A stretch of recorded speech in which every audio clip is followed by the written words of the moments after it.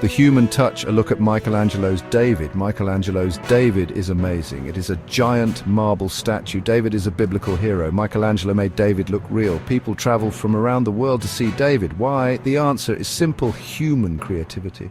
Michelangelo took a cold, hard block of marble and turned it into a masterpiece that reflects the human spirit. Can a machine do that? Can AI paint a Mona Lisa? Comparing human and AI creativity, today machines are making art, music, and even stories. AI can create realistic images, it can compose catchy tunes, AI can write poems and even screenplays, but is it really art?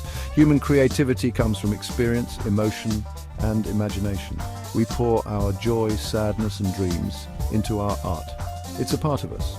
AI, on the other hand, relies on algorithms and data. It can mimic human creativity, but can it truly feel it? Section 3. The strengths and weaknesses of artificial creativity. Let's be honest, AI has its strengths. AI can work faster than humans, it can combine different styles, AI can create things that surprise us, but AI lacks that human touch. Human creativity is messy and unpredictable. It comes from our experiences, our mistakes, and our unique perspectives. It's about expressing ourselves, not just generating something new. Section 4. The future of creativity, collaboration, and beyond. So will AI replace human artists, musicians, and writers? I don't think so. I see a future of collaboration. AI can be a tool helping us to explore new ideas.